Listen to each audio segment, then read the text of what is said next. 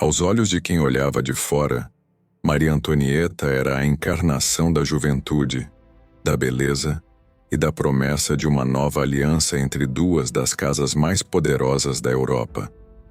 Mas por trás das sedas luxuosas, dos vestidos adornados com bordados dourados e das joias reluzentes, havia uma menina de apenas 14 anos, deslocada, aterrorizada e consciente do peso que carregava nos ombros. Nascida em 1755, na corte dos Habsburgo, filha da imperatriz Maria Teresa e do imperador Francisco I, Maria Antonieta fora criada para servir aos interesses da política dinástica e não aos caprichos do coração. Sua educação, embora primorosa, fora também uma prisão silenciosa. Cada gesto, cada palavra, cada olhar eram medidos com rigor, e a ideia de liberdade jamais existira para ela. Quando chegou à França em 1770, atravessando os corredores de Versalhes, sob a pompa de uma recepção calculada, Maria Antonieta encontrou um mundo completamente diferente daquele que conhecera. A corte francesa era um palco repleto de intrigas, sussurros e rivalidades, onde cada gesto de uma rainha era interpretado como um sinal de virtude ou de fraqueza. O casamento com o Delfim Luiz Augusto não fora fruto de afeto, mas de uma necessidade política. Selar a aliança entre Áustria e França. O jovem rei, tímido e introspectivo, mal compreendia a complexidade do papel que ambos teriam de desempenhar. E Maria Antonieta, diante de um marido distante e de uma corte que a observava com suspeita, sentiu pela primeira vez o peso real de sua posição. A princesa estrangeira rapidamente percebeu que nada era permitido a ela que não tivesse um propósito político. O luxo que a cercava não era apenas adorno, mas ferramenta de poder, e cada vestido, cada festa e cada joia tornava-se uma extensão do Estado francês. Entretanto, sua juventude e espontaneidade a diferenciavam. Ela ria com facilidade, buscava pequenos prazeres e explorava as alegrias da vida de maneira que muitos na corte consideravam leviana. E foi nesse contraste entre a rigidez dos protocolos e seu temperamento luminoso que começaram as primeiras murmurações, os primeiros rumores que a tornariam alvo de críticas incessantes. O destino de Maria Antonieta se entrelaçava com o destino da França.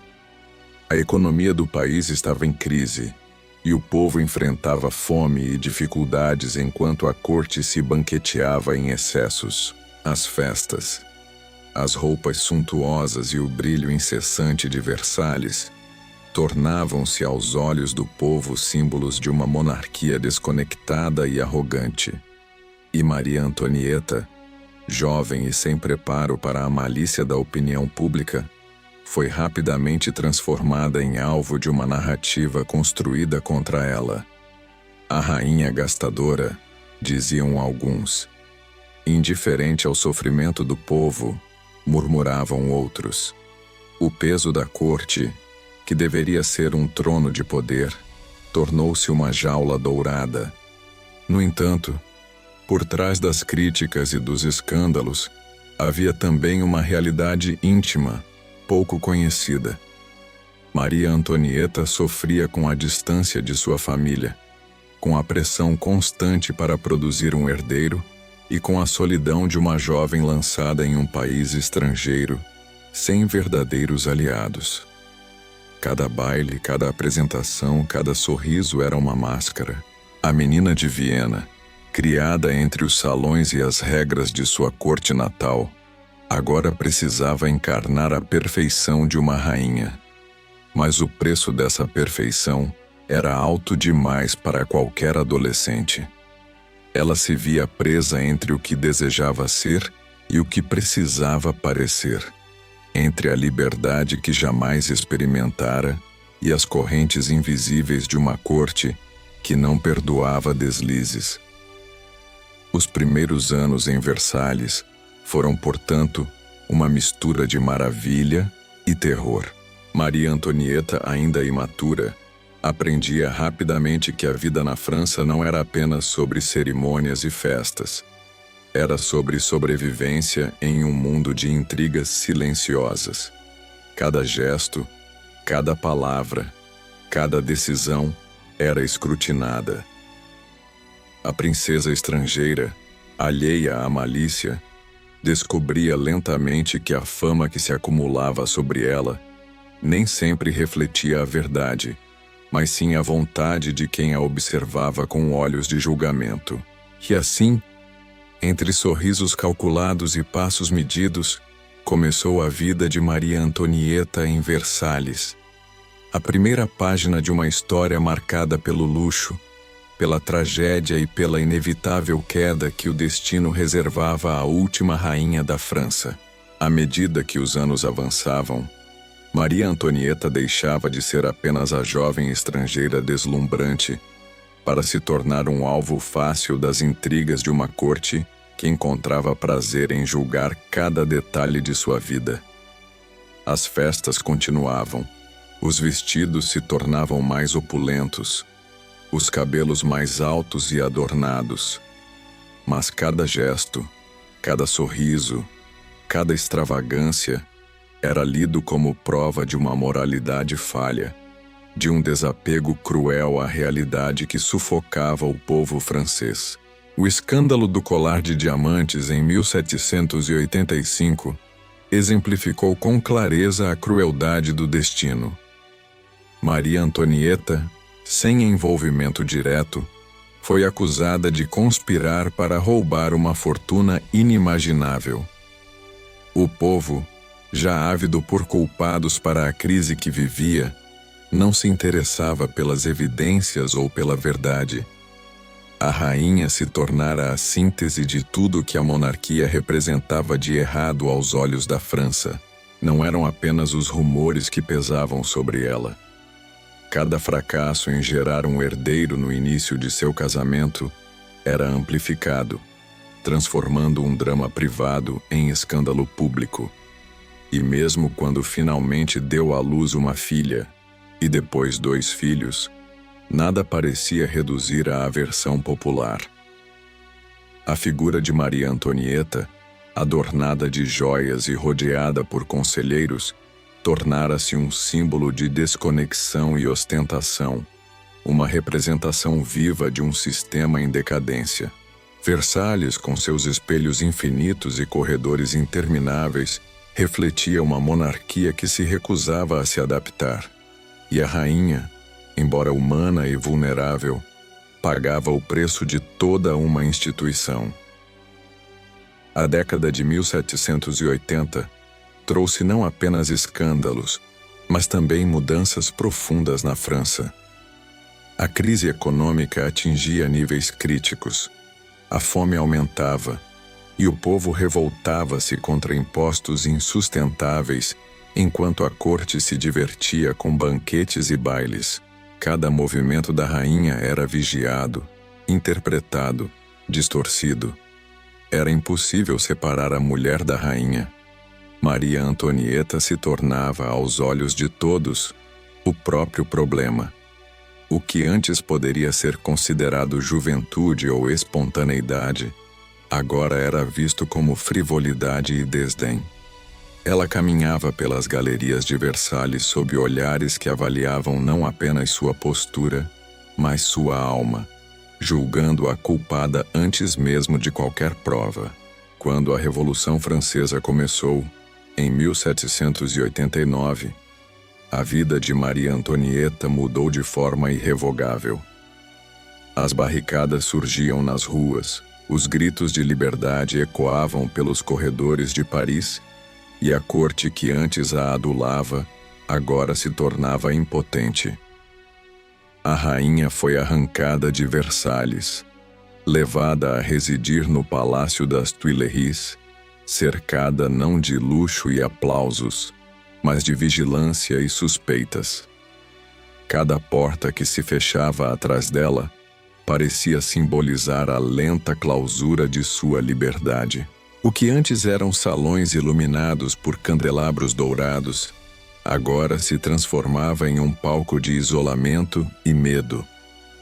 Maria Antonieta, cuja vida inteira fora uma mistura de instruções rígidas, prazeres luxuosos e políticas dinásticas, enfrentava finalmente a consequência inevitável de viver cercada por poder absoluto e expectativas impossíveis. O isolamento foi acompanhado de acusações crescentes, traição, conspiração contra a República, mesmo acusações absurdas e cruéis como incesto ou crimes que jamais cometera, foram lançadas sobre a rainha. O tribunal revolucionário não buscava justiça, mas a consumação da narrativa que se formara há anos.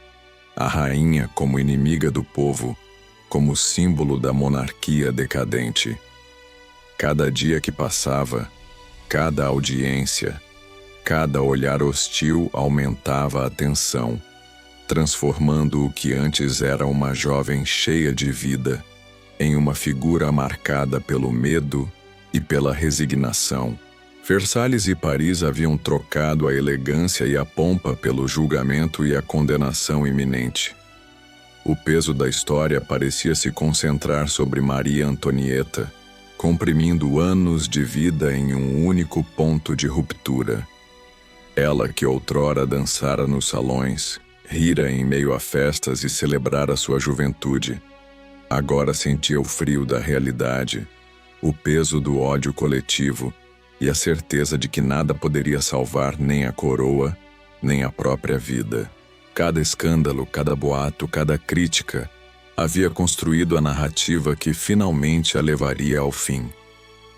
E mesmo diante de tanto ódio e injustiça, a rainha mostrava traços de sua força interior, mantendo a dignidade, ainda que em silêncio, preparando-se para o capítulo final de sua vida.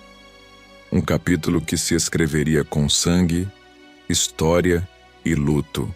O destino, impiedoso e inexorável, finalmente alcançou Maria Antonieta. Após anos sendo alvo de rumores, intrigas e acusações, a rainha que outrora fora admirada e criticada por sua juventude e beleza, enfrentava agora o Tribunal da Revolução.